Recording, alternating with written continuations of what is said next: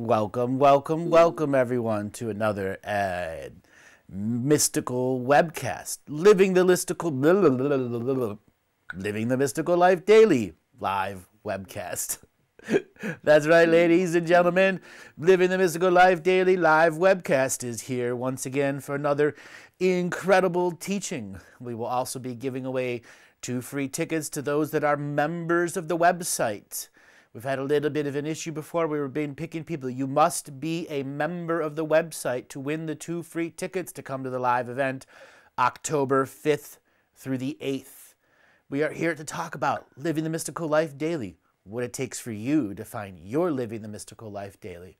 Part of the sequence when you sign up for the Living the Mystical Life Daily email process, you get the Advanced Heart Meditation, the Sanctuary of All Souls, and the Shaman's Death. 3 very powerful teachings from the whole course that set you on your way.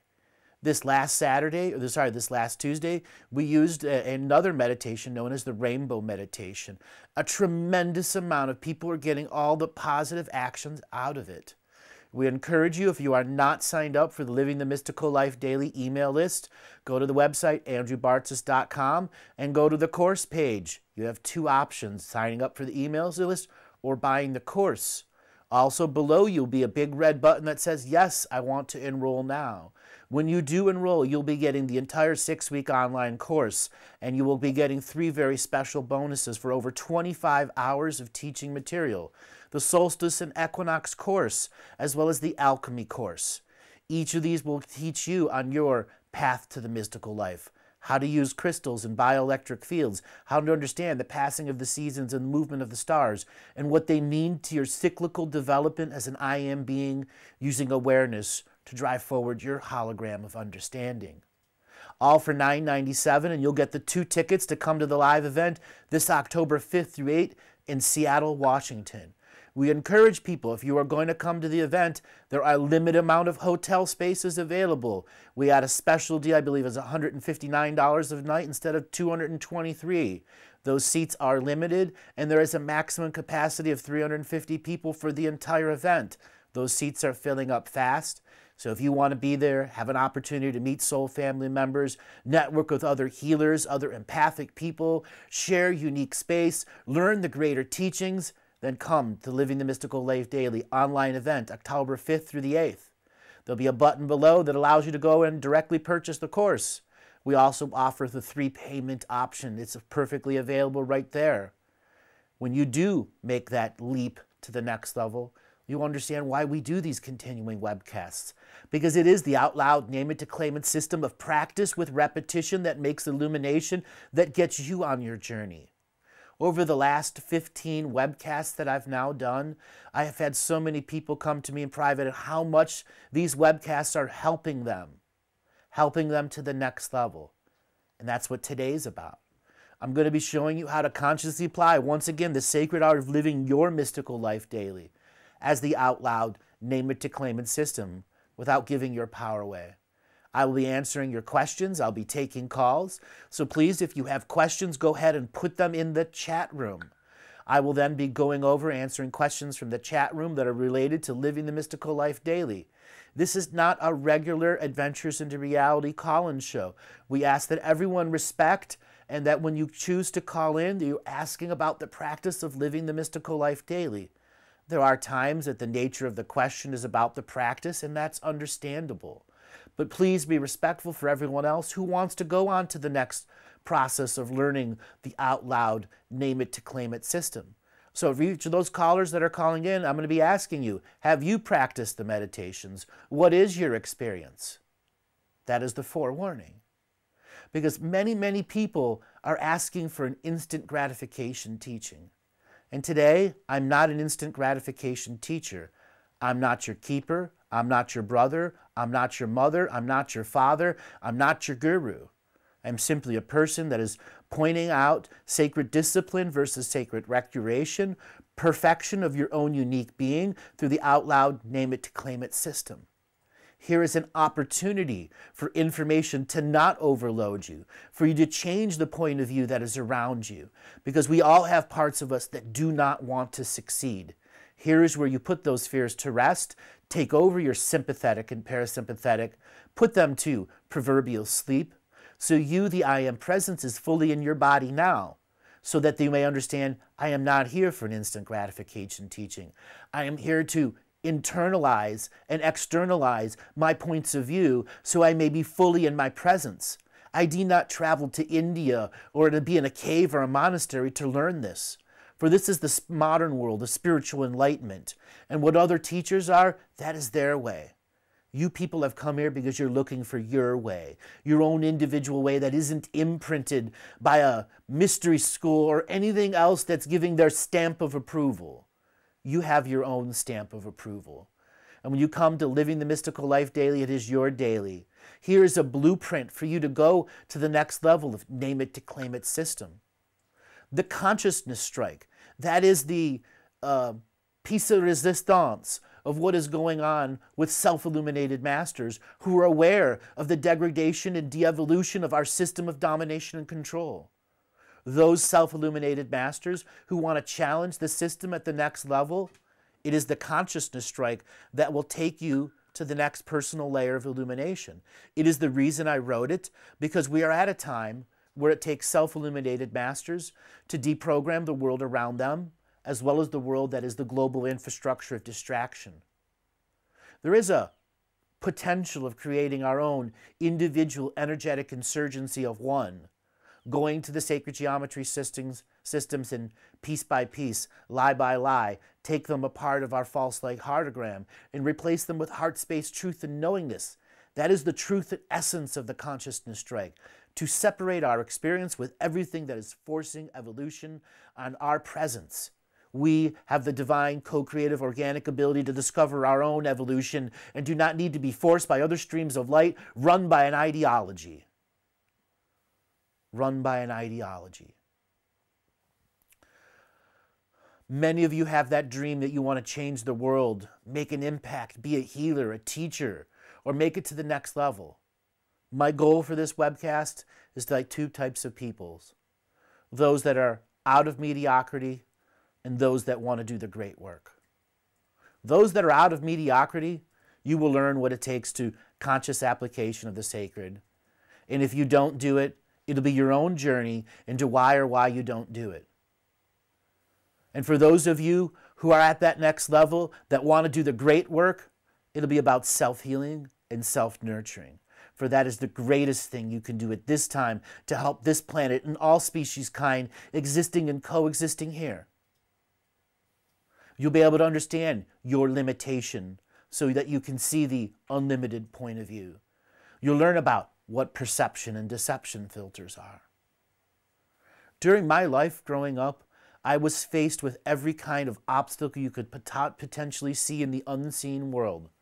Things continuously projecting at me devaluation or overvaluation, until I shut them all out and went on my own inner heart space journey. There's where I discovered sweat lodges, discovered the power of prayer, and took it to the next level for my own personal evolution that was separate of what was projected at me since the day of my birth. There is where self-illumination meant something to me. Through the mystical experiences I generated on my own, with my own prayer format, combined with the life force and process that I had had since the baseball game, where my entire skill sets was revealed to me in a moment of a bottom of the ninth inning home run. Its own little unique mystical story within itself that has propelled me forward into worldwide recognition as Andrew Bartzis, the Galactic Historian. When I was growing up, I didn't know what the Galactic Historian really meant. To me, I thought I was going to be a news reporter or a paper writer, because back then in the 80s and the 90s, papers were king and the internet didn't exist. Then once the internet came around, YouTube stars came around, and the truth of the conspiracy and self-help and consciousness spirituality industry began to reveal themselves in plain open English to everyone, that they were all related. The external struggles became internalized. And once I etched my way out of my own eternal struggle and externalized what was external and internalized what was my internal process, I opened a new opportunity for myself, a dual journey into the singularity that is me. That dual journey into the singularity of me was hindsight and foresight mastered at this moment of now. What is hindsight and foresight now? It is something that is beyond even mystical. Before it is a interpersonal relationship with your ability to transverse time itself. Our memories are different frequencies of time. And now you have that journey. The journey to use hindsight and foresight as an experienced I am master of the now. What is an I am master of the now? You aren't allowing the past or the future to empathically or precognitively affect you. You have exited the eternal struggle and entered a moment of no time, so you can engage your higher frequencies of hindsight and foresight.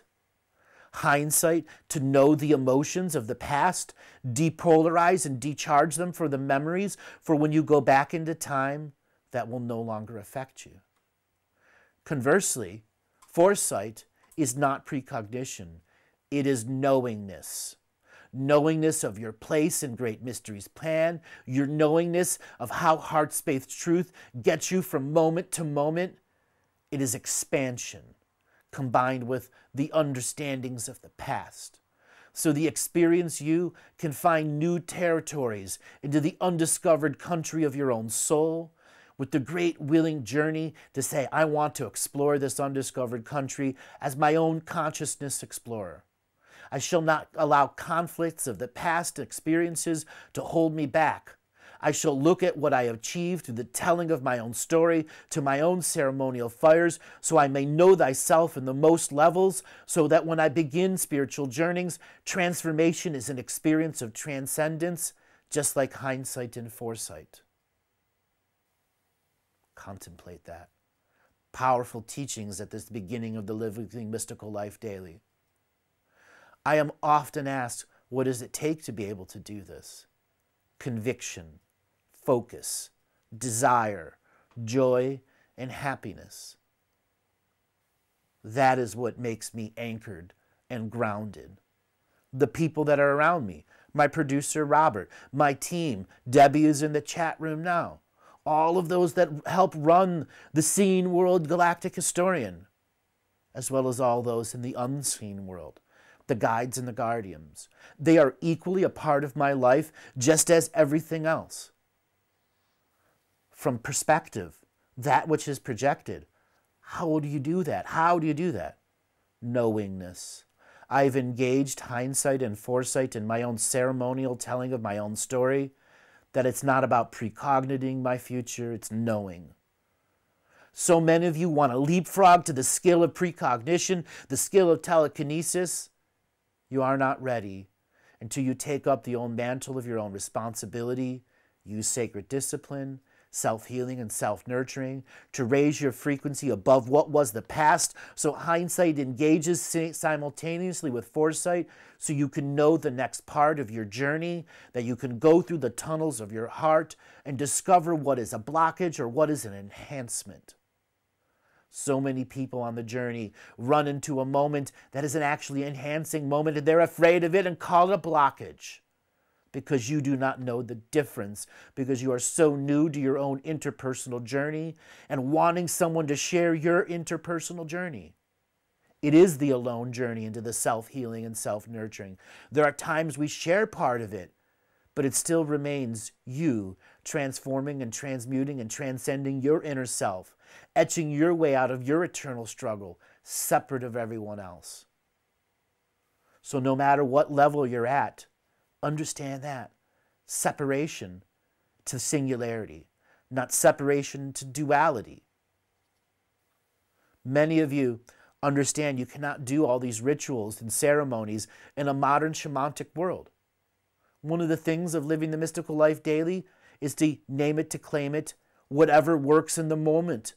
It is an a la carte system. If you are unable to use an outdoor fire, you have a gas grill you can cook burgers on, and then consume your own prayers. Many of you are going, wow, why didn't I think of it? And others are still afraid that someone might hear your prayer as you're cooking a burger. or boiling a pot of soup. Those are projections. And you must intimately and honestly look at yourself and say, what is stopping me from doing the MacGyver shaman prayers? Where I've got my outdoor gas grill, I've got an outdoor fire, heck, I've got a little hot plate I can put a pot of water on and pray over it. Are you still afraid of doing that? Are you still afraid of the projections? This is what stops most of you from joining the online course and getting access to all the other teachings. Your fear of ceremony. Your fear of doing it for yourself. For you might just discover the undiscovered country of the consciousness explorer within you. Many of you want to become healers, teachers, speakers, psychics, but you must have sacred discipline to get to that next level. It applies to whatever you're doing, whether you're a homemaker, college student, business leader, or healer, wherever you are in your life journey. In the past, you were told to isolate yourselves in caves and monasteries and achieve oneness with the world. That was the past. In our modern world, it is hard to perform those ancient practices, to find the caves and the monasteries that don't have ambulance sounds at the earshot 24 hours a day, that doesn't have airplanes flying over it. You as an individual must determine how to syncopate, synthesize an expression where the inner shaman within you could shut off a moment of time and all the projections, internal and external, attached to it, so you can go through your expansion process, your knowingness process, by using the practices, rituals, and expressions that apply to today. What is today's expression? You've come to this Living the Mystical Life Daily webcast, looking for inspiration, creation, ways to expand your journey. For those of you that are ready to up your journey one little inch, we're going to be having a little special teaching at the end of the show today. We're going to be playing this rainbow meditation again. And I'm going to have a conversation about it just before I start it. About understanding what it takes to write yourself those. That rainbow meditation is a little over 2.5 pages, 1,000 words. I now give you the 1,000-word challenge. Can you write 1,000 words that's about self-healing and self-nurturing yourself with the intention of reading out loud and hearing your own voice and discovering the level of your own mastership? Many of you are quivering at that right now. But those experienced in this system, their creative juices are flowing. That is the difference between a beginner and an advanced student. We are cooking a recipe of self-illumination here. Some of you don't like onions. Some of you love garlic. We're a community of spiritual chefs here, creating inspiration, creation, and dreams. That's what this webcast is. To enhance your learning, for you to discover the spice of life, the taste that drives forward your hologram to say, I'm ready for the next opportunity of living my mystical life daily, to use my power of choice so that the great and grand legacy of passing it on to myself moment to moment. For last week you could have taken a moment and said, next week me, here is the legacy of all the prayers that I've had through ritual and ceremony. Take up this legacy and torch of the I Am and drive forward the hologram to create change. With your awareness syncopated with your present and presence that's potent, because you've used the blueprint of living the mystical life daily, your own version, to change your perspective. So fresh points of view constantly are there, so you may perceive your reality without the limitations of expression in any way, shape, or form. Now that was a special little one. I want to thank my team that assisted me with putting together a unique script where all I had to do was grab 1 or 2 lines from 1 or 2 places. One of the unique skill sets that I have is, if I speak it out loud, I can generally remember 99% of it. And this little script that I'm using is some of my most unique lines spread over 4 years of presentation. Then there are times that I'm not even looking at the teleprompter and I'm just engaging each and every one of you. I've been asked, why do I use a teleprompter? Professionalism. That is my level of preparation in the 3D matrix for you, which also is the level of presentation in the 6-week online course, so that you have somebody looking direct at you, being your coach, your teacher, and your friend in that moment where you're watching that video, passing on you the essence of the experience so you may take your journey to the next level, so that your perspective can grow. That is why I do the shows. This is why I do these webcasts. That's why I do these live events.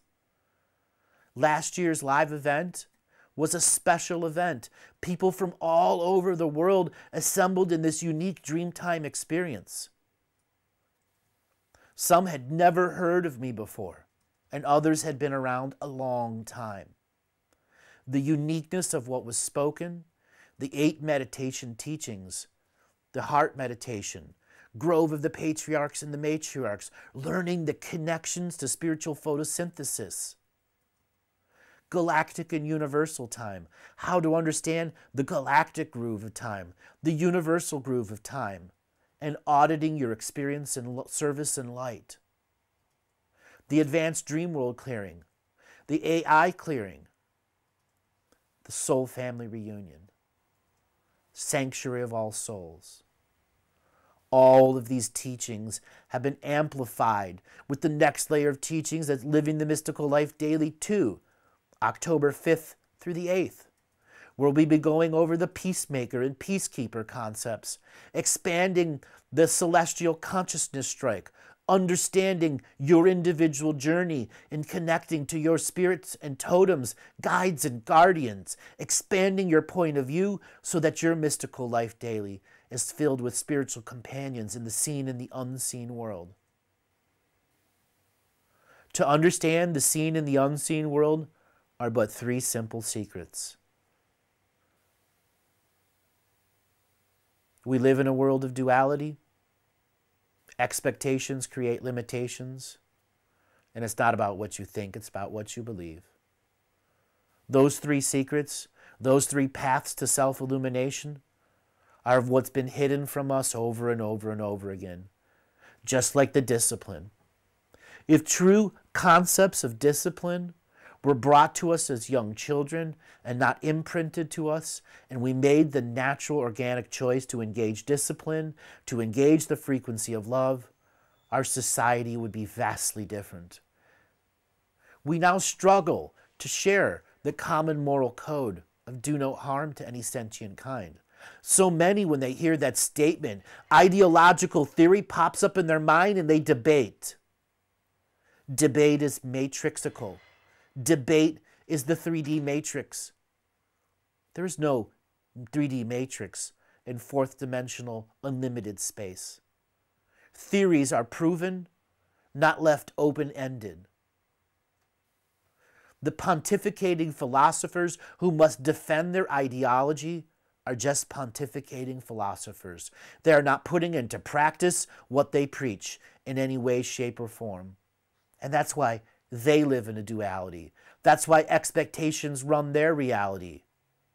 And that's why their placebo is driving them to be a zealot, a martyr, lost into their limited point of view. Now I want to take our first caller.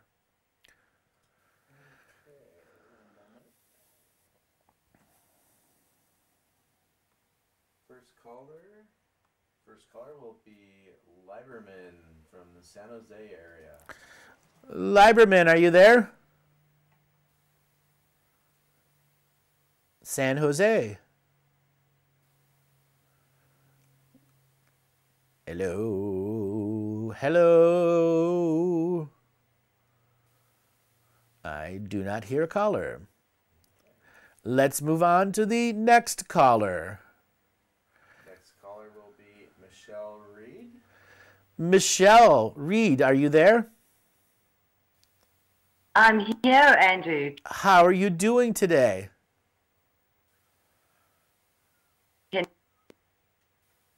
You're breaking up.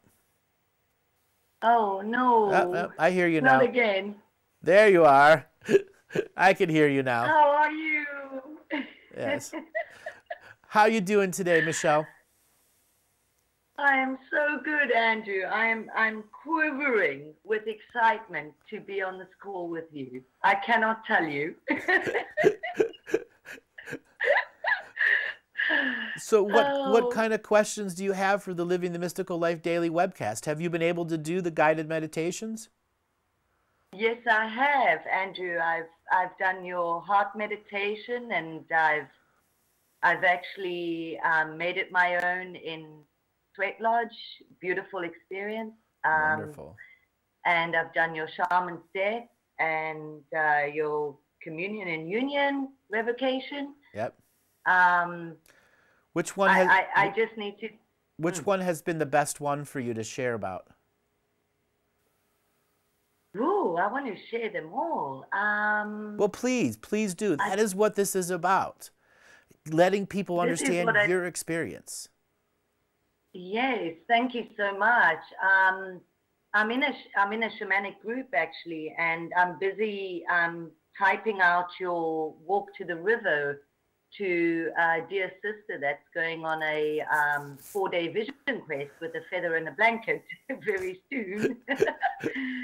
And when I listened to that, I thought I really needed to gift that to her because it would really aid her in those 4 days on the mountain with Great Spirit. Beautiful. But Andrew, my questions, I have many. So, Okay. well, I have this wonderful and very honoring and privileged opportunity to be speaking to you. My first question is about myself, and it's about my galactic history, but also it's about my relationship with tobacco and tabacito, as we call it, which I could say to you, please help me see something about my addiction, but it's more, it's such a deep relationship that I've had for the last, I started smoking when I was 14 and I'm now 48. And I've tried many times, many times to stop abusing. It's such a sacred plant, you know, such a sacred offering. But at the same time, it has led me to so many facets of healing within myself and opened so many doors to becoming more self-illuminated. Okay.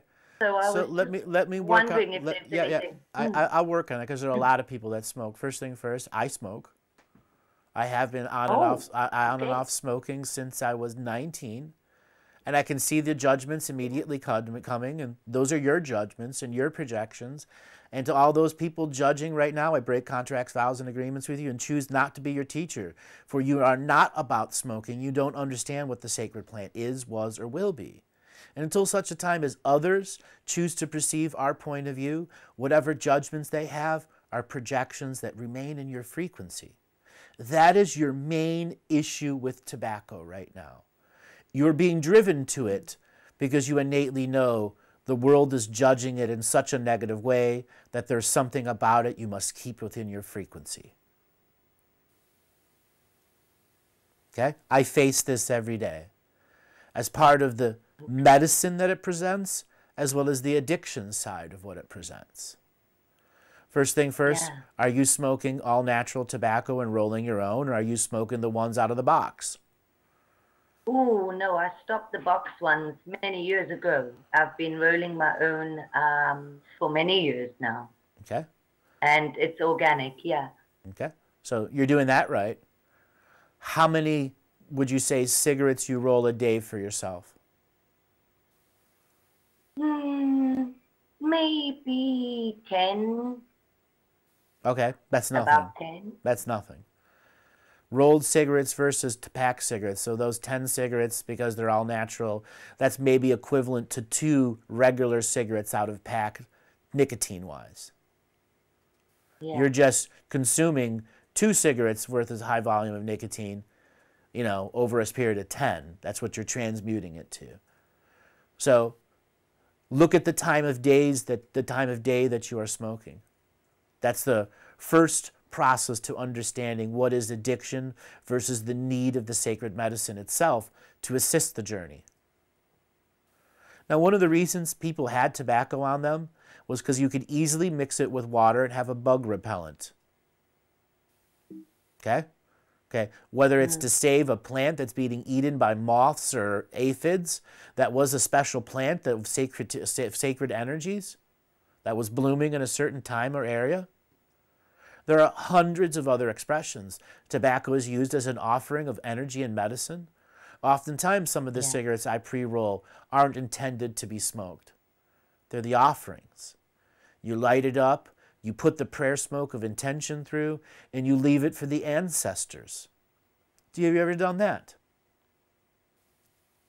Yes, I've given many offerings of tobacco in the work that we do. So why don't you try? Why don't you try rolling a cigarette with the intention that it stays on your body for 5, 6, 7 hours, and then you light it up, take one puff off of it, and leave it to the ground for the ancestors as an offering for those ancestors resolving their issues with tobacco. Because here is where the prayer-based you can think, wow, if that thing's on my body for 6 hours, what are all the little micro prayers I could add to it?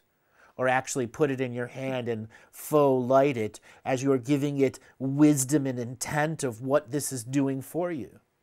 So that the addiction is understood as a sacred expression, so that the sacred expression can release as addiction. Okay? Thank you. Okay. Now, one of the things about tobacco, it is a stimulant. Oftentimes when people use tobacco for a long period of time and combine it with coffee or coca or anything else, cigarettes can have the reverse effect on you. Are you one of those people that has to have a cigarette and then goes to sleep? Just before you go to sleep? Yeah, probably am. It's probably one of the last things I do at night, yeah. Then that is an addiction habit you want to break. Yes. That the one thing you learn about today is if you can break the cigarette before you go to bed. Give yourself at least 90 minutes to 2 hours from your last puff on a smoke before going to bed. The longer, the better. Okay. Okay? And then the first thing when you get up in the morning, do you how fast do you have to have your cigarette before your day starts? Well, it's varied. There are times where I do quite a lot before I roll a ciggy. But recently I've been getting up early to try and catch some of your shows at 4 in the morning. Yes. So then I smoke, yeah. So it varies, that one, Andrew. So chart your course on this. Take a notice of, am I an hour after I wake up, an hour and 45 minutes? What is my peak limit before my day is too much, before I have to have a cigarette? Okay? Yeah. Because this will determine the rate that the addiction drives your sympathetic and parasympathetic. So smoking is an oral fixation also, beyond the gratification, the actual gratifying process of what the medicine creates in that moment. Okay? The rolling is a sympathetic and parasympathetic experience of a potential future. When you get the cigarettes in the box, it's an instant gratification process that has taken the sacredness out of it. Now, people are asking in the chat room, American Spirits All Organic is one of the best tobaccos out there, as well as going and finding a local tobacco farmer that has, 7 and 9 or 10-year cured tobacco and learning to smoke that. Because again, it has 1/10 the amount of nicotine in it compared to what's in the box of cigarettes you're buying. Because in the box, they add nicotine and tar to the tobacco. Okay? Got to process what the big cigarette companies are doing. Okay? And then there's the original versions of tobacco, which was a ground powder that was put in a special water pipe. Okay? That's a whole different layer of expression here. But for you, before you go to sleep, you break that, that's the most important. When you wake up, that's your charting your course of how the stimulant is going to affect you, and how there are certain times of day you are using a stimulant as an appetite suppressor. Because that's what tobacco does. It suppresses your appetite. That's why it is used in sacred ceremonies where they're going 7, 10, 12, 15 hours. They can suppress their appetite and not have their stomach turn into knots. Be able to keep focus.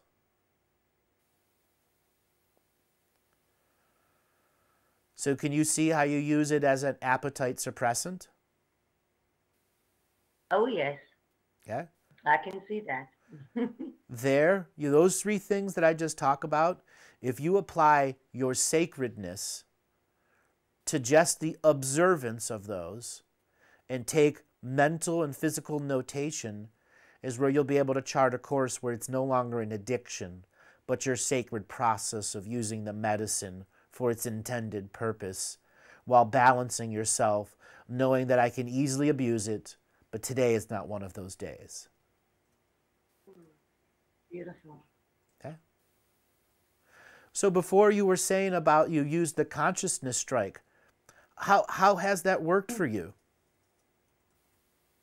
Well, I've only done it once, Andrew, because I know listening to your shows, you've been talking a lot about it, and when I did the revocation, I was vibrating. It's so many points of it, Right. And it resonated. As so many of your teachings have. When I first found you 2 years ago or so, I think it was 2 years ago.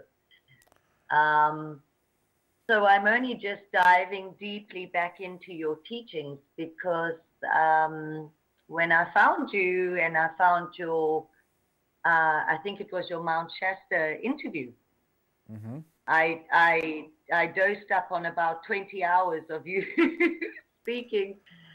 And then I got distracted, but you've come back into the frequency now. And I regard you as one of my teachers now. Well, thank you. Thank you for all that you do. And all these free call-ins and all the hours and hours. I recently became a member as well. All the hours and hours of beautiful medicine that you gift us with, because I can name it and claim it and make it my own and use it in the medicine that I offer here on the tip of Africa. From the tip of Africa. That's a beautiful point of view. I'm on the tip of the Puget Sound near Mount Rainier, and we are connected by this unique internet. So can you imagine if people, let's say 20 people in ceremony, were all using the consciousness strike? Now, you've had many experiences, I can tell that. I want you to share with the audience what your point of view would be if there were 12 practitioners who were able to use their fire ceremony medicine energy using the collective consciousness strike. What do you potentialize it as?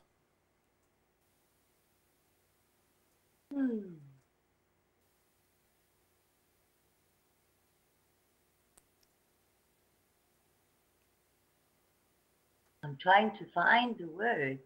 Okay. Yeah, I think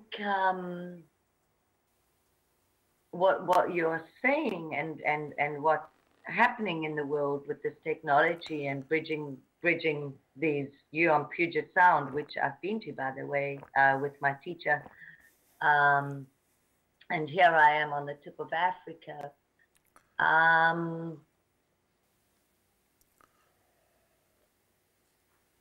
I think all that's happening presently is a calling forth of such powerful energy.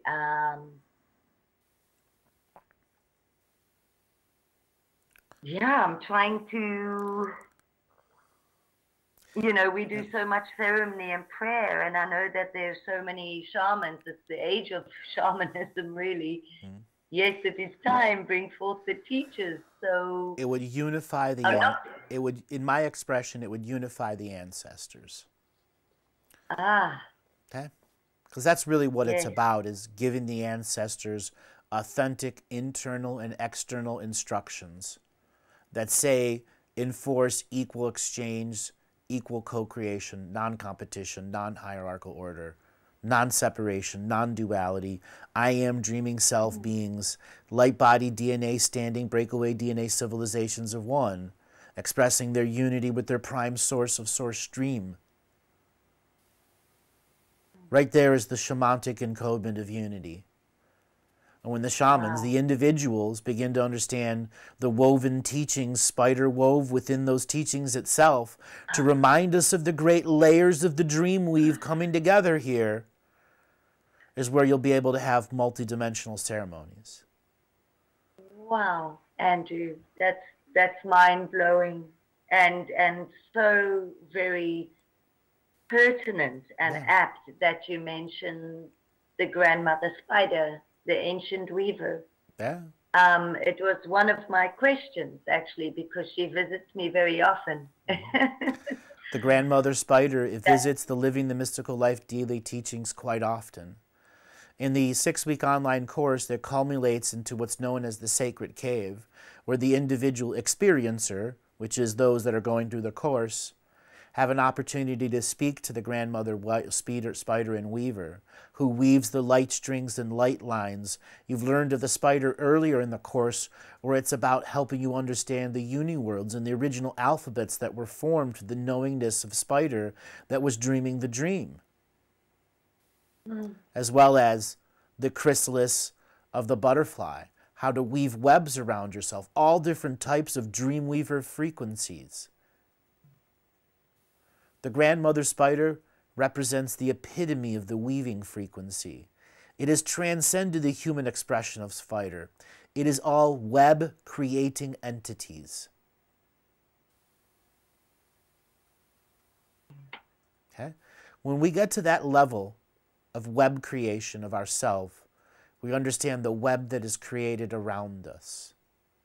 And grandmother spider is teaching you at this very moment what weave is around you, what weaves around you, and what are you weaving with what's weaving with you. Interwoven into the dreaming experience of this world that has layers and separations that are not layers and separations, but patterns to see if one has eyes to choose to see. That is always the message of the spider. For those with eyes to see will see. For those that eyes that do want to see, it is just another line in creation on the scenic journey to your evolution.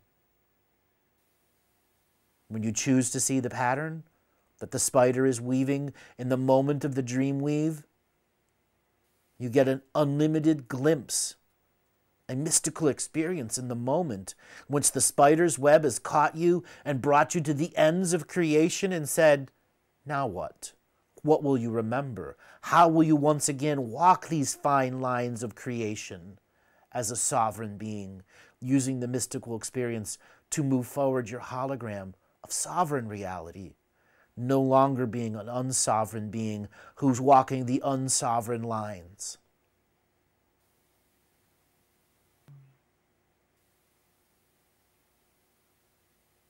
That is a spider's message, woven throughout the course. The great teachings of the whale people, reminding us in song how to weave through our oral traditions and histories. The fox, the turtle. Okay? And the great mystery itself. Great mystery is encoded into our DNA, the entire process of self-illumination, if you should choose to engage it. Now, there are many people that are on the path that get lost in the ritual and ceremony, and they don't have the level of fun. Let me ask you this question. In all the years that you've been doing this, if it wasn't fun, would you still be doing it? Absolutely not. Okay? What makes it fun for you, even in those serious moments where you've got to alchemize some dense energies? I just think one of my mottos in life, Andrew, is, you know, to be the highest frequency of joy, the hummingbird, you know, fluttering around, forwards, backwards, upwards, downwards. As you know, in Washington State, there you get your hummingbird. Just sipping on the sweet nectars of life, you know. It's my purpose in life to enjoy this life. Beautiful.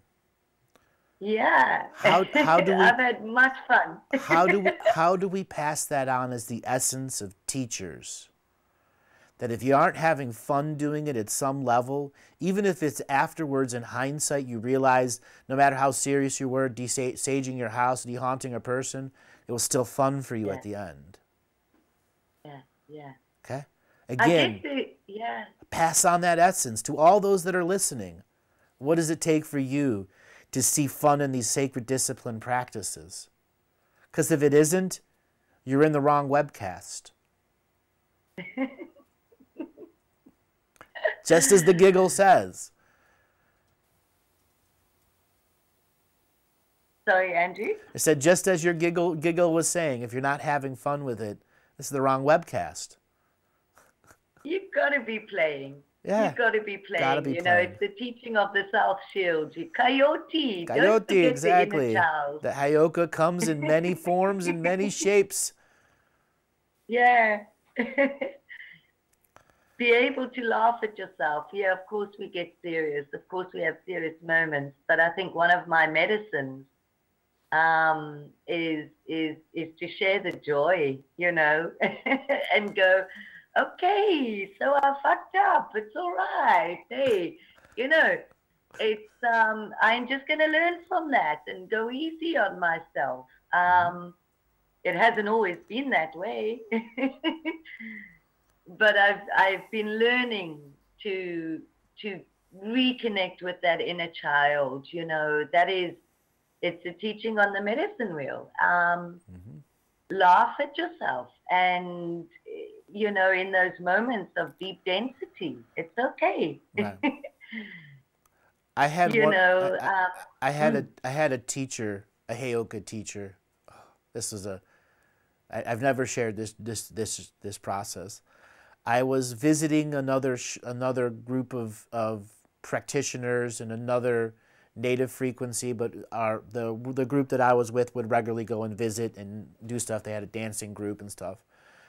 And I happened to go and visit a place at a time where randomly several Heyokas from 7 different tribes assembled on one particular sweat lodge event. Have you ever been around 7 Heyokas who didn't know they were all coming together at a person's they don't know sweat lodge event? Can you imagine the chaos that was there?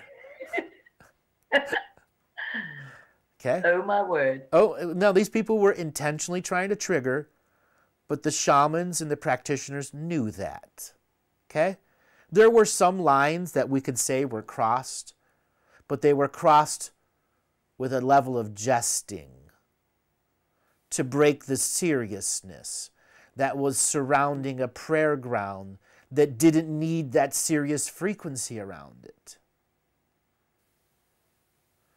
There are times we as practitioners are so serious we become a fortress.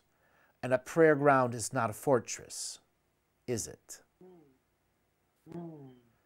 In a sense, these 7 Heyokas came with wrecking balls to the seriousness of prayer. Okay? It got to a point where certain things were uniquely said to the different people with their medicines, and they finally broke down in laughter. In laughter, in such unique laughter. And then this is where the uniqueness of what Heyokas were teaching through stories of their blunders. Okay, they're pure-on blunders going into a sweat lodge thinking I can outpray the master, and damn, I didn't outpray him. Storytelling took over. Humorous storytelling took over. And what was going to be a weekend sweat lodge simply began a massive round table of sharing of stories. Okay? Wow. The sweat was done at like 4 o'clock in the morning, for we allowed the seriousness to break away and allow it to just flow. Just plain flow. Okay? We can do this in our own world. So many people are afraid to break the seriousness. Because if I break the seriousness, I'm not serious anymore. I'm not in sacred discipline. You can be in pure-on, razor sharp focus in sacred discipline and still be laughing your ass off. I hope. Exactly. Oh, beautiful, Andrew. Thank you. Thank you so much for that. You're welcome. And on that note, I want to say, I think you're really cute. You have a really cute laugh. Thank you, thank you. All right, darling, I've got to move on to the next caller. Thank you so much. Okay. Thank you, Andrew. You're Thank welcome. you so much for your time and all that you do. Much love. Namaste. Yes. Okay, our next caller is from Corvallis, Oregon area. Corvallis, Oregon. Are you there? I'm here. Thank you for taking my call. You're welcome. And what is your name? My name's Jennifer. Hello, Jennifer. How you doing? Hi. I'm fantastic. I'm so happy to be speaking with you today. I've been following your work. I first saw you, your interview with Sean Stone, and I believe it was called The Buzzsaw. Mm-hmm. And I'm like, oh my gosh, that's the missing link. That's what I've been searching for. I'm getting some answers, so it was really, really exciting. But I've been on a spiritual journey for like the last 4-5 years, and now I've been in a process of doing the hard work, like, Mm-hmm. you know, acknowledging and working through patterns of behavior and family patterns and old karma and healing unresolved emotional wounds. Wounds. Sorry, I'm a little nervous. I can't believe I got through. So please forgive me for getting overly excited. But anyways, I've been doing the hard work, learning how to, meditate, ground. But now I'm getting ready to incorporate some of your teachings. I have not done your meditations. I have listened to some of your live shows where you do the revocations, and some of them really resonate with me. And then I also say them out loud as you're saying them out loud. Okay. They're very helpful, and I, feel the release. So I know I've been guided to the right place. So anyways, now I'm in the process of incorporating some of your teachings into my daily life on a very serious basis. I'm at a point now where I know that doing the work, the unresolved emotional wounds, the dealing with, certain family members and family patterns, I'm aware of it now. So now I'm at a spot where it's like I'm in the boxing ring, and it's like the universe is putting them in front of me, real life, and it's my job to stay in peace and not engage in the duality, and that's been really hard to do, but I'm doing it. But I'm at a point now where I need to incorporate tools and really get serious about ceremony. Okay. So what does serious about ceremony really mean to you? What it means is that an active daily practice of meditation, of reading the revocations that I feel called to, about sitting with, going out in nature and sitting and connecting to Mother Earth, about staying connected to my higher self, but mostly not engaging in duality. We're constantly bombarded with all the negativity that's happening in the world, and I need to, I'm working on redirecting that energy back to do you not actually engaging in that energy. Do you have a space that you have been able to set aside for this practice? yes, I do have a space where I can do that. But the issue, well, it's not really an issue. I had to go through it. I've been so bombarded with doing the inner work that I haven't been able to really focus, or I haven't taken the time to focus on ceremony. Okay. But now I'm being called to do that in a big way. Okay, so you're going from a state of unfocused resolution from heavy thinking and processing to going into a focus. This is this pendulum swing you're talking about. Yes. So when the pendulum inevitably swings from one side, it inevitably swings back.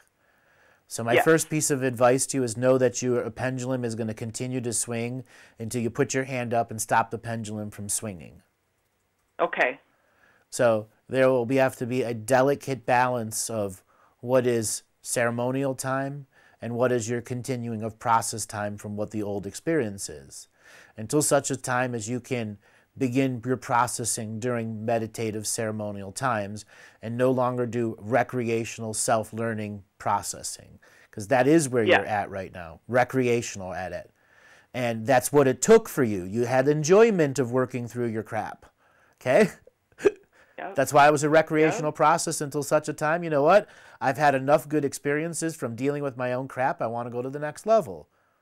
That's me. Okay? That's where I'm at. Then you need to make an actual transition ceremony where the first thing you're doing is you're creating a prayer that says what was recreational processing and healing is now becoming serious sacred healing and processing. And that's your opening prayer. That's going to signify how far in your journey. I'm sure that this prayer will evolve more and more. It may be 5 pages. It may be a page.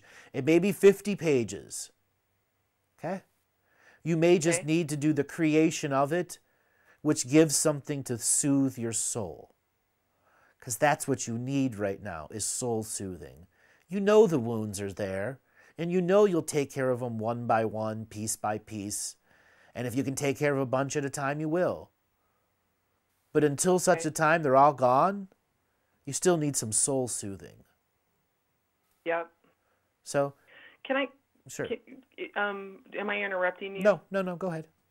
Can I ask you a question? If someone, what I've been dying to ask you is, if someone books a personal session with you, well, let me backtrack for a minute. I hear you speak a lot about craniosacral therapy and deep pressure massage and how important that is to move the energy out of your body. If someone books a personal session with you, do you still recommend the craniosacral therapy as well as the deep pressure massage if needed, or do your gifts allow you to move a lot of that out? Both. So there are some people that their energies are so dense, it would be not correct to move it out fast. And it's part of their own journey to seek help so that it comes out at the right rate. Because traumas aren't created over one day. They're created over years of ignoring them. And this is the type of healer that I am. Everyone at their own pace, at their own journey. So there are times that the healings that I do in my private session clear out 90 to 95%, but there's still something the individual must do, which is the program itself of not bringing it back. That's why I recommend cranial sacral, because it goes into the trauma itself and the cellular structure of the synapses, where the echoes of the program stay alive. In our fascia, that keeps our body tight, that doesn't allow fluid exchange.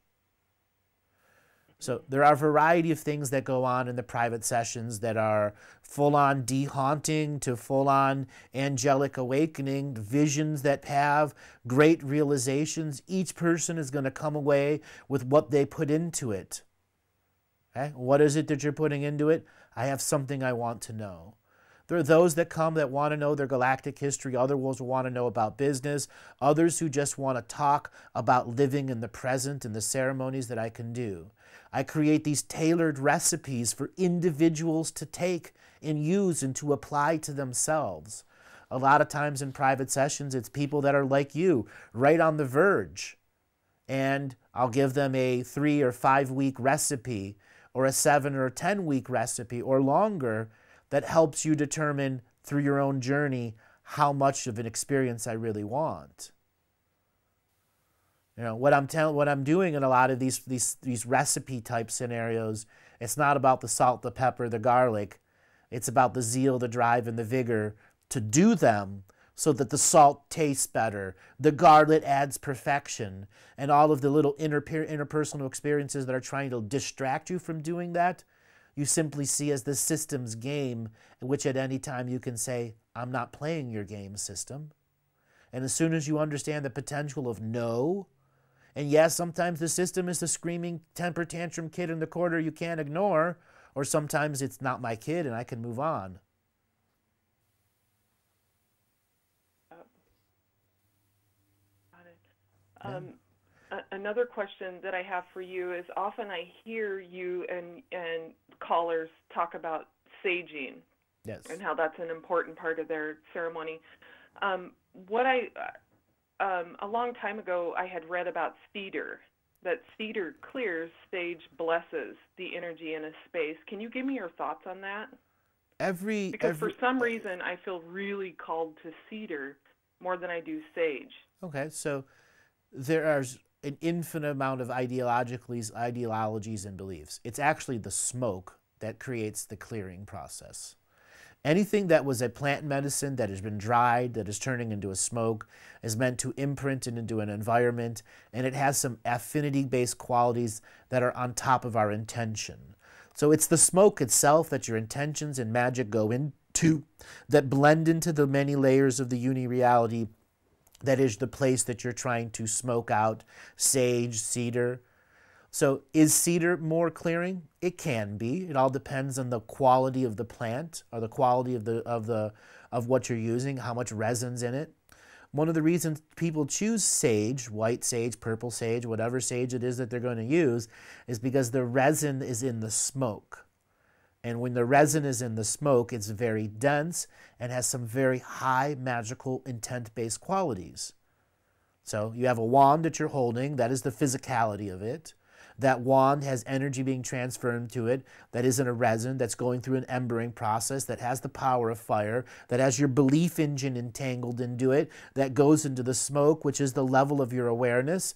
And inside your awareness, you are projecting, breaking of contracts, vows, and agreements, the methodology of cleansing and clearing a space in an omnidirectional broadcast frequency that isn't just about where your eyes go and where the smoke goes. So when you allow a room to fill up with smoke, and I mean really fill up with smoke and not chintz out on it, there is where you're reaching new levels of magical intuition of what is in the room. There are times that this studio that you see here, there's a green screen that's behind me, and I believe it's a galaxy, but I could have so much smoke in this space, you couldn't see 6 feet in front of you. That is my intention. Because I'm also dealing with a room that has thousands and thousands of people that are coming to watch the shows through these live cameras. So the smoke quality in here is based off of my level of awareness, meaning I know that constantly people are observing this space. Therefore, I must have my own spiritual hygiene and my own spiritual purpose to close down the portals of the cameras, to close down the people that are bypassing the cameras, and to say, this is the sacred broadcast space. I'm now cleansing and clearing and bringing the effervescence of life here, removing any tangents and programs that are left here, and returning energy to those that are giving away their power, for whatever reason, out of a sacred neutral expression. You're going to have to start seeing your saging process as like, I haven't mopped the floors in 5 weeks. Damn it. Okay? Yeah. Is it really a big job? No. But when you're done with it, you see how dirty the water is. That's it. Okay. In the beginning, it'll be dirty water. But a week or 2 weeks later, after your second practice, it's a clean floor. Okay? There's a little bit of color to it. This is where your spiritual hygiene says, now I can go to the next level. I've saged the home. Well, let me go and do the 4 corners of my bedroom. It's where you take 4 objects and you put an intense amount of intent-based prayer into them, an hour to 2 hours. and then you put those to the four corners of your bed. Okay? And you now have a second process in which you'll be able to see how clean your environment is when you're sleeping. They are barometers that assist us to understand. Then the third thing on your spiritual hygiene of practice is the mirror that you see yourself in the morning, where you're taking your morning constitution. For there is where all the entities we have left wait for us. Yes. Both good and bad. How many times have you been on the pot in the morning and had a flash of brilliance? Everyone has had it. Everyone. When you keep that mirror and that toilet energetically clean, you have now given yourself a third layer of seeing yourself as a sacred discipline master that can now strategize with the rest of the house. Man, where I cook my food, where I do my laundry, where I park my car, all those become a daily practice, which is no more different than, where did I put my keys? That's right, I put them on a hook over there so I would never lose them. Okay? It's structure. Structure that becomes a background of simpleness.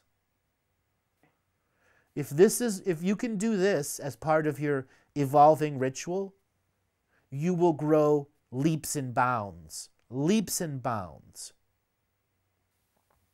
I'm shocked that you're even saying this, because I was just, you know how sometimes the housework kind of piles up and you see it and it annoys you, but you procrastinate and it builds up more and blah, blah, blah, blah, blah. I was telling myself, I said, Jennifer, you need to make this part of go into meditation as you're doing this, as a daily practice, and focus on, one room at a time. Yep. Rather than, because I have a tendency to do that, where my intentions are really, really good, but that energy lacks to activate and manifest, make something happen. That's because you've been operating on such low volumes of energy. You're on microvolts, and your desire is to be on macrovolts. Yeah. Okay. So what do you do for a job? I work in early childhood education.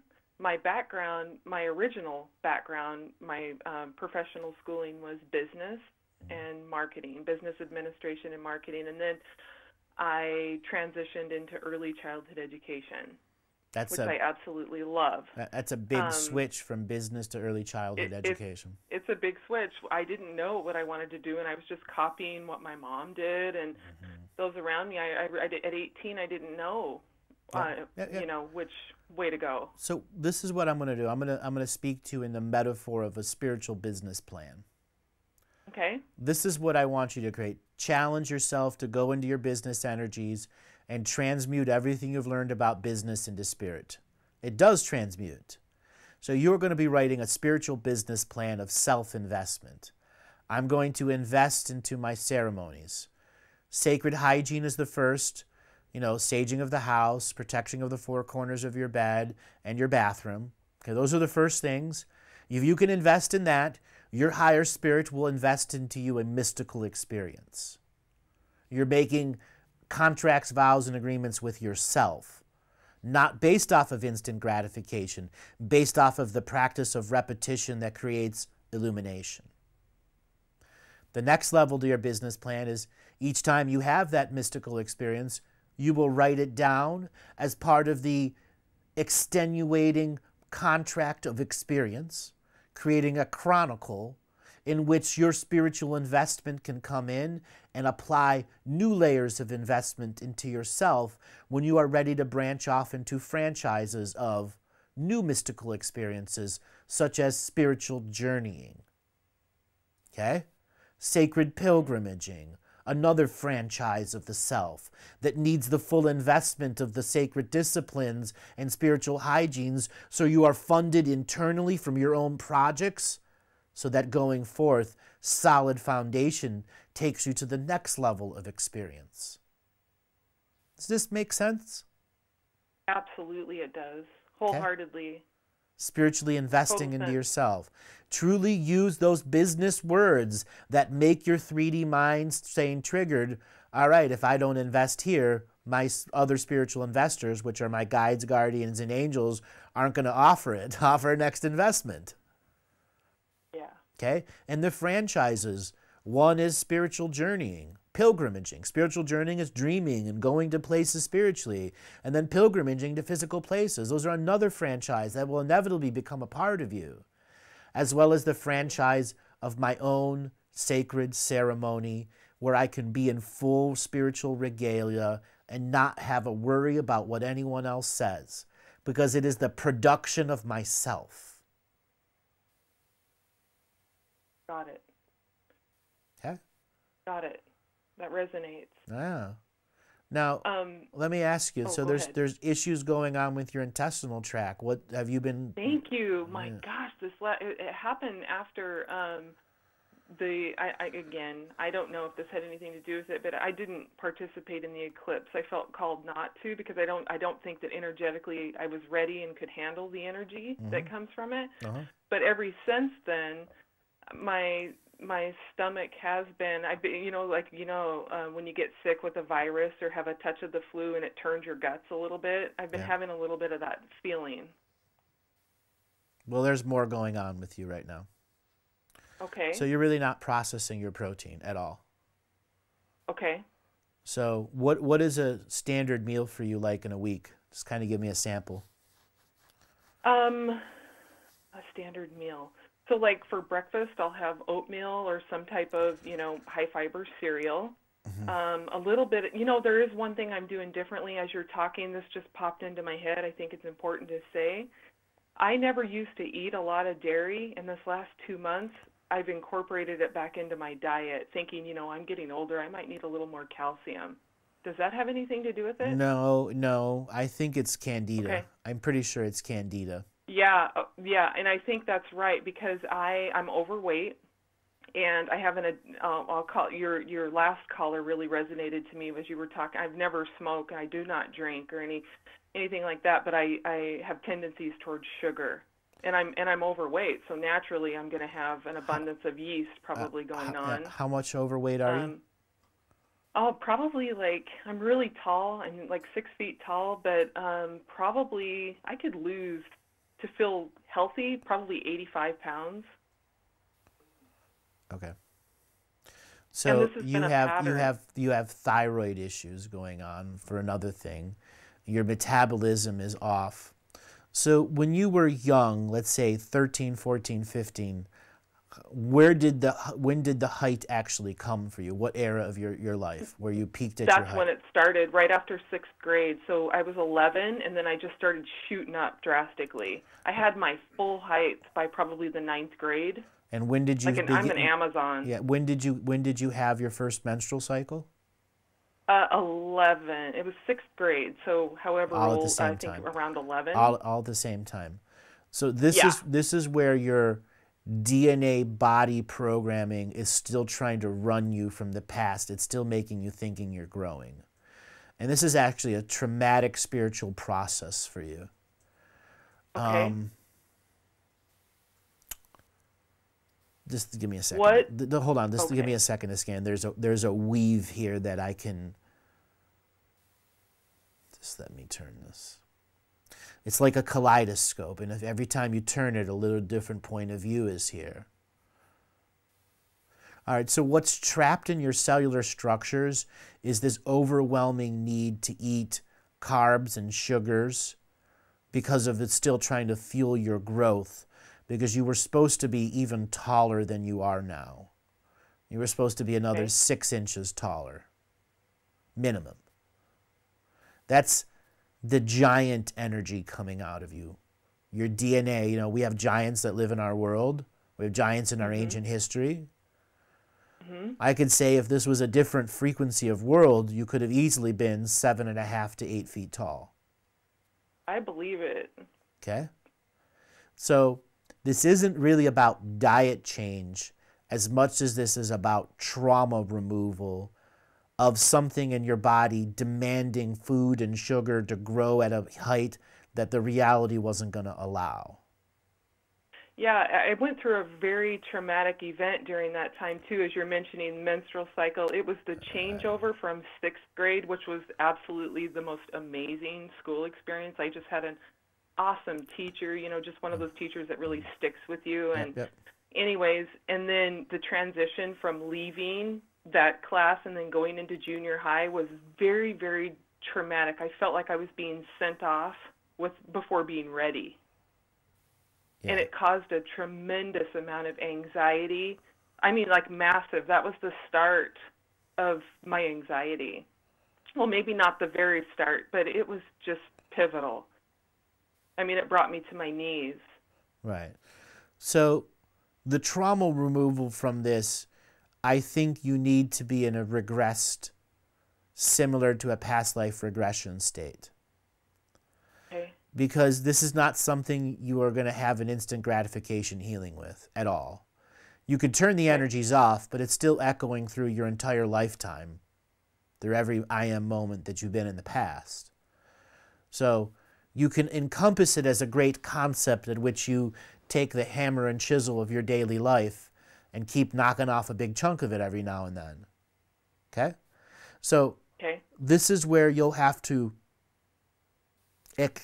create your own document of the hammer and chisel. Today I do this meditation as part of my sacred frequency to pull out the metaphorical hammer and chisel, to get a big chunk off of myself that was run by the DNA, that wanted me to grow too tall, too fast, that created a programs of food desires that has turned and upturned and inverted my metabolism process, which has altered my residual image. I am taking command back of my residual image through my out loud, name it to claim it, sacred prayer ceremony, so that I may craft the being that I know that I am, was, and will be. I go back into my previous frequencies of time with this hammer and chisel until such a time and no time that this is not a trauma within me altering my residual image. That's the type of opening prayer that you'll want to use. And then you need to grab pictures of yourself at the various weights and states and heights that you were, and go back to that girl who said, I'm lanky, I'm ugly, I'm this, I'm that, nobody will ever understand me. And begin to say, I am your future self, coming back with the hammer and chisel of the great work of healing the self. And connect to those younger versions of yourself. And you will be able to craft your residual image to the place and position it was supposed to be. Because the overgrowth process in your DNA has altered your residual image, and it's hard for you to see the authentic spirit you coming through the mirror. Yeah. And I avoid, my looks and my heights have brought me a lot of attention. Nothing traumatic, but it brings, now I'm so tall, and I'm animated, and stuff like that. So it I feel that energy from people, but I try to avoid it as much as possible. I've often wondered if I keep extra weight on to avoid being around people for the attention that it brings. Does that make sense, or does that sound like no? It does. It does. I just think that is an actual avoidance mechanism answer to avoid the deeper issue. Okay. I think you've had that as a prepared answer for so long that there's a deeper answer you're avoiding. Okay. I needed to hear that. Thank you. Yeah. Okay. I really so think I it's your list. sexuality. I think you're keeping the weight on because you were sexually projected on, no matter how big or small you were, because of your Amazonian size. There was a fantasy that gave you some icky feelings as a young girl. Okay. Okay. How overweight were you when you were just about to graduate high school? Never like anything like this. I didn't start ballooning up until I hit college, but just and I was an athlete too, so Right. I played basketball. So you were an Amazonian tall woman that had plenty of sexual fantasies projected upon you. Yeah. Although I was not. It doesn't matter what you think about yourself. Okay. It's about what others believed about you as their sexuality, sensuality process. And this is something that you should begin to look at. It's not about what I think about myself. It's what do these others think about me, who have a whole different perspective than me. It didn't matter. Even if you were ballooned with the 80 pounds overweight that you think that you are now, there are still men that covet the size, not the girth, because it is a representation of giant energy again. Yeah. Okay? Larger than life, not large in life. Yeah. And I think you are a larger than life spirit and a body that said it had to grow really tall, otherwise you're going to split the proverbial pants when the soul goes in. Okay? Okay.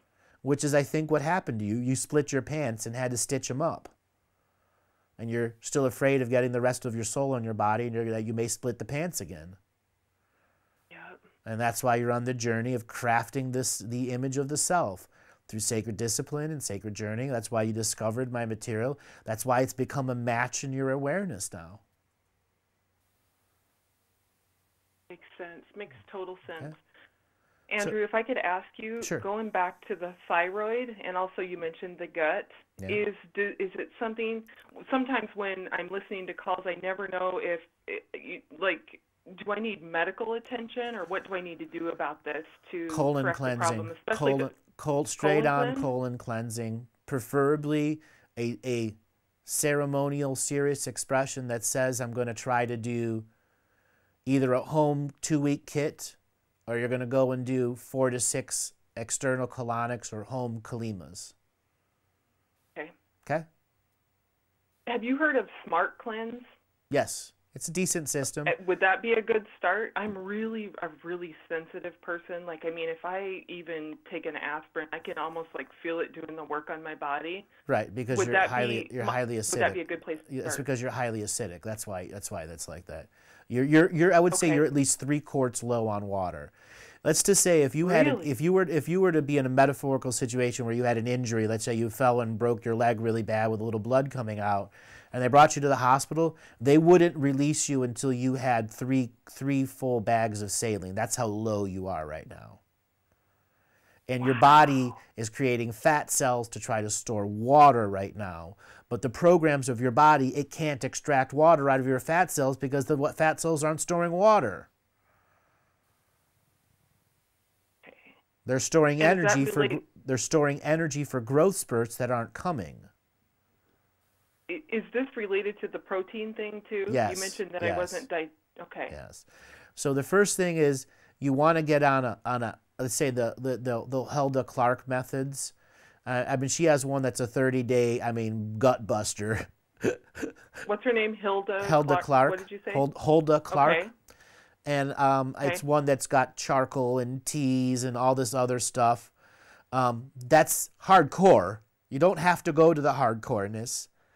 Versus a common 2-week colon cleanse kit, that isn't, designed for you to crap your head off for, 3 weeks straight.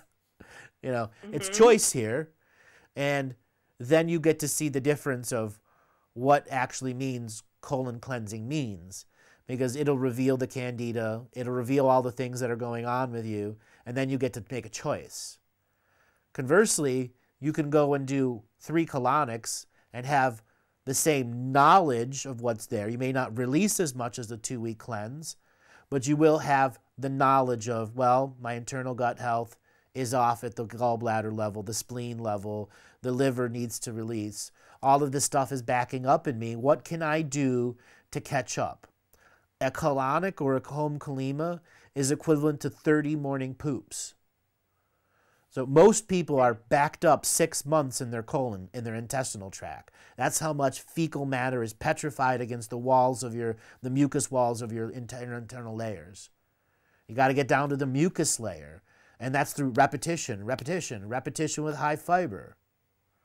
So go and do a colonic or 2, and then you can ask the person that's there, what does this stuff mean coming down the tube? Oh, that's candida, that's a parasite, that's just solid food you don't chew. And this is one of the reasons you're not absorbing your food, because you're not chewing enough food, and the acidity of your levels of your intestinal tract can't break down unchewed food. Okay. Okay? Got it. Got it. So the next thing, it's Okay. not really about diet change at all. It's about protein management. Okay? Now, Less carbs, more protein, no, protein management. and then on top of what you've already said. Yeah, protein management is you got to make sure you're getting your 40 grams of protein a day. This is what will get you out of survival mode, and then you'll be able to craft what's going on with the way your body processes food as well as your metabolism. Okay? It generally takes 20 to 25 days of 40 grams of protein a day to get your body out of survival mode. Right now, your body's in survival mode because it's waiting and waiting and waiting for the next growth spurt that's not going to come. And the body thinks every time you have a menstrual cycle, it's a growth spurt, when it isn't. It isn't a body-based growth spurt. It's a spiritual growth spurt. And that's why your metabolism has gotten to you to where you're at right now. Got it. Okay? Makes total sense. It's not food change, it's protein management. So if you Okay, need to go got out it. and get protein bars or protein shakes, you can still eat your normal food, but once you have enough protein, the being 3 quarts low on water will begin to change. You'll be able to absorb a little more and a little more and a little more water. Okay? And I also believe if you're able to do the protein management and do colonics at the same time, let's say you're able to do a batch of 6, 2 in a week for 3 weeks, that would put you 180 morning poops ahead of yourself at 6 months. And you might be able to go the next layer, which is doing ceremonies and rituals such as saging your home, protecting your own bathroom, and doing personal healing rituals on yourself before you do your colonics and after you do your colonics, which are prayers that bless the body, mind, and spirit, uses the focus of yourself to say, I am praying for my internal liver to have a unique release when I go and do the sacred colonic or home kalima, so that the stomach may release its acid levels, so the body, mind, and soul may become in balance with the amount of water that it needs. That's a prayer, a healing prayer for the self. I think not only can you turn this around, but you will set yourself up for some hell of mystical experiences. Right on. Right on. I'll take it. Is there anything else that you're being called to tell me that I need to know? When's the last time you've really been in an intimate relationship? I'm married. Okay. When's the last time you've really been intimate? We hit and miss. It's been a couple weeks. You can't do that anymore. Okay. You have to be a taskmaster on yourself, that you need to get cyclical, full orgasmic releases. Okay. When's the last time you had a real orgasm?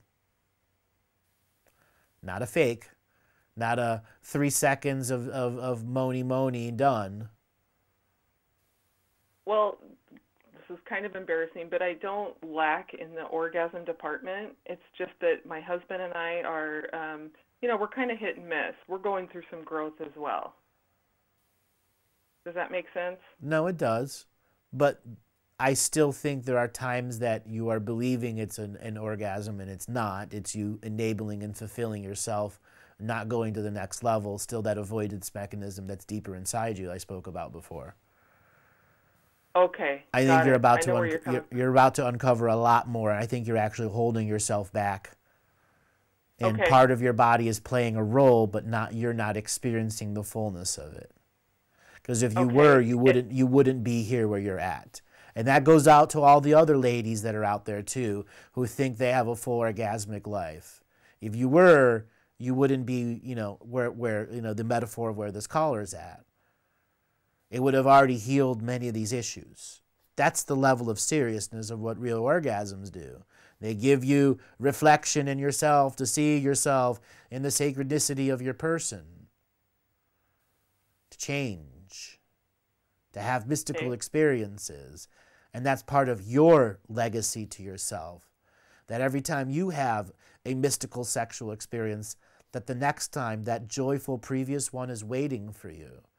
And those aren't in your frequency right now waiting for you. That's why I'm saying, yeah.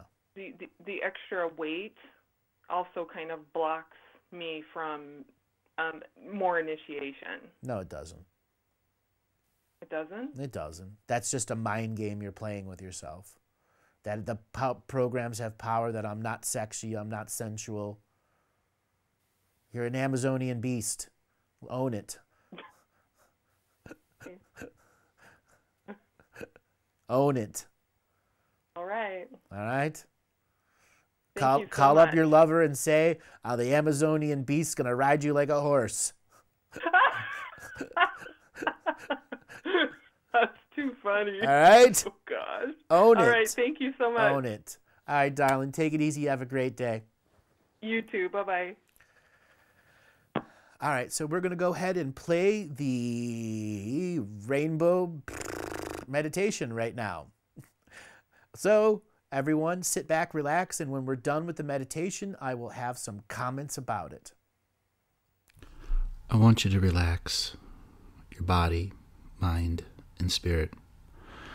I want you to be ready to enter a new state of being where happiness comes from the heart, where the sovereign soul has seated firmly in your throne of your heart, where the pericardium surrounds your soul with the fresh waters of life, where the nervous system is not tied into the brain but tied into the heart, the place where our spark of our soul first came.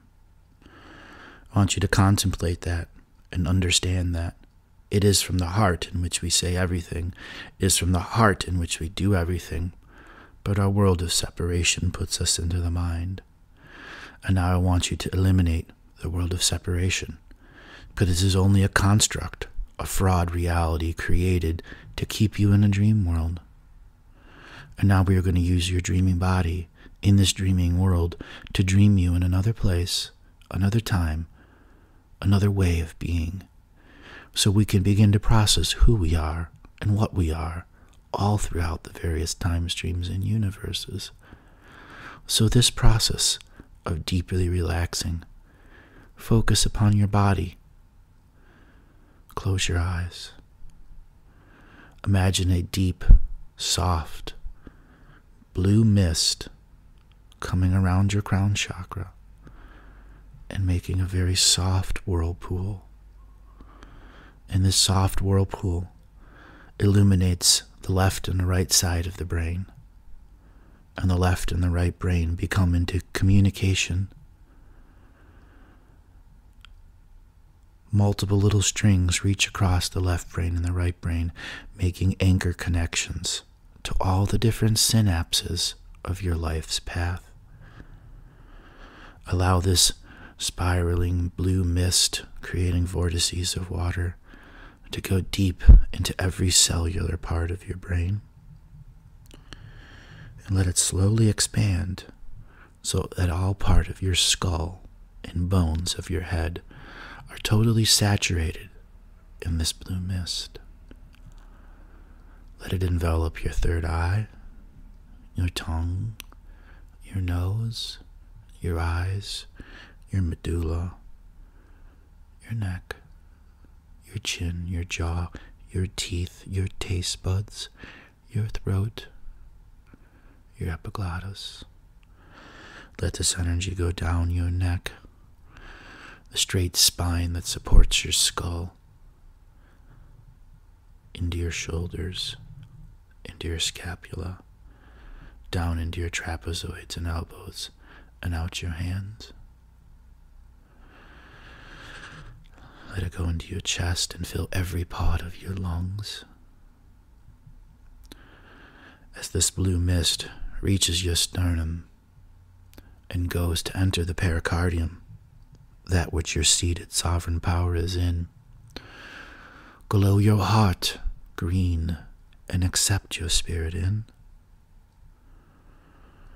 There is a rush of energy from your crown feeding the heart, and there's a downward pulling as literally your vision and your eyes close. Come to see your two eyes looking out your heart, front and back, omnidirectional sight. If it is but a just vague glimpse for you, let it be. And if there is no glimpse, simply let it be. Allow the heart to envelop in green energies this blue mist. The heart begins to act like a prism, expressing all 7 colors to everything that is at the breast level and above. Your entire bust is in the rainbow frequency. Multiple rainbow frequencies create multiple vortices, and these vortices assemble upon your spine, connect into your skull and your brain in perfect communication, and they send a message to the spot in your spine where your heart is. The heart is supported by the spine in all ways, shapes, and forms, and we are healing all damage on the back of the spine that disconnects us from our heart. Call your angelic beings in. Let your spinal column, from the top of your neck to the bottom of your tailbone, be flushed with rainbow energy. Let this rainbow energy create cocooning webs around your intestinal tract, cocooning webs around your internal organs, your spleen, gallbladder, large intestine, small intestine, stomach, liver, kidneys. Saturate them with a cocooning energy. See the webs of dreamtime go around them, thicker and thicker and thicker. Fill that with the rainbow colors. Into your pelvis, into your sacred masculine and feminine. Saturate your legs, your knees, your quads, your calves, your ankles, the tibia, fibia, all of the bones in your feet are rainbow frequencies, rainbow qualities. Let your legs glow in the rainbow frequency. Now that you have extended your awareness to your feet, ask all of your awareness come to the center of your heart. See out of your heart, front and back. This is where sovereignty begins. Whatever mechanical spiritual process you use to get to this level of awareness. Here is where we create all programs. Here is where we uncreate all programs. Here is where we allow ourselves to be in sacred space. Here is where everything can be healed, seen, perceived, and understood.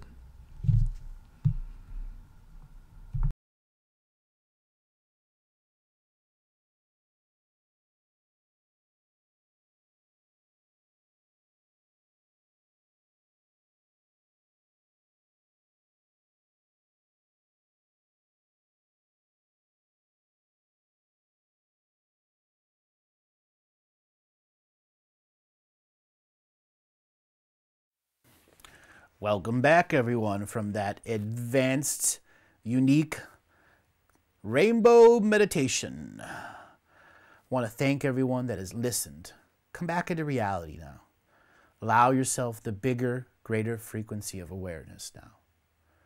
Many of you that are on the verge of wanting to purchase the 6-week online course, today was an example. The 2 callers that called in from 2 different points of view, each on their sacred medicine journey, one at the beginning and one that's been on the journey a long time. Where are you at in your journey? For just $9.97, you'll get 25 hours of teachings that you can go over at your own pace with a 30-day money-back guarantee. You'll get the 2 free tickets to come to the live event where you'll be able to meet other people just like you who are on their sacred journey, who are trying to take their next process to the next level. This October 5th through the 8th, we will be doing Living the Mystical Life Daily, the live event. We'll be going deep into what the peacekeeper and the peacemaker is, a vibratory expression of peace that becomes part of your sacred journey into the greater process. Each aspect of Living the Mystical Life Daily will help you understand what is placebo-based and what is your truth-based. You'll be learning the out loud name it to claim it system so you can become your own self-illuminated master. And once you enroll, you'll be getting 1 module per week for 6 weeks to make sure that you're not overwhelmed. Okay? You'll be getting the alchemy course, which is about crystals and bioelectric frequencies. You'll be getting the equinox course, which is about the passing of the seasons and the moving of the stars and what cyclical ceremonies you do for yourself. Then you'll get the solstice course, learning about the 7 directions and the creating of the grander fire ceremonies that you need for your process. Over the 6 weeks, you'll be getting different teachings that help you on your triathlon of mind, body, spirit training. So you may understand sacred friendships within yourself, building companionships with your guides and guardians at a pace that you can accept and understand, that doesn't overwhelm you. So many people have been taking this course privately from me, and this is now the 2nd year that I am offering as it is an online public course for those that want to use conscious application of the out loud name it to claim it system to the next level. What you'll receive in this is the blueprint of how to do it on your own, how to not take imprints from others, how to allow the next level into your life, so that these courses will take you on a journey of your own self-illumination. And then you'll be receiving those 2 tuition waivers to Living the Mystical Life Daily Live Seminar. That's a value of $1,994. That's so you and a friend can come to the event and experience the networking of spirit coming together in unique synchronicities, each on their own path to self-illumination. Normally, this would cost $10,000 to $15,000 privately to come and learn all the nuances and aspects. And you'll be able to get to do it in the comfort of your own home, at the process and journey that you want, so you may be able to craft your own life. Those that want to go through it fast, you can come to me privately and go through it at the boot camp pace. That's why I chose to make an online course, so that you don't have to force yourself to boot camp it and take it the serious level and lose some of the fun of it. That's part of the journey of the 6-week course, getting the fun out of it. And that's why we're offering the 30-day money-back guarantee. Because there is a fun layer to it that you should recognize right away. And if it's not something for you, all you do is have to give us an email and we'll give you a full refund within the 30 days of your purchase. Is it worth taking a few minutes of your time to check this out, to give yourself space, time to discover the joy of this out loud mystical experience that is your own name it to claim it power grab? The Living the Mystical Life Daily, the online course itself, is over 10 hours with another 15 hours of course bonuses, as well as the live event, which is 24 hours of teachings. 24 combined hours of teachings. When you get the online course, you get the 2 tickets to come to the event. So that if you do want to take it at a boot camp pace, there's your 4-day event where you can go and take it at the boot camp pace and then go home and begin to practice once again. It's your time today. So click on the button below and I'll see you in the course.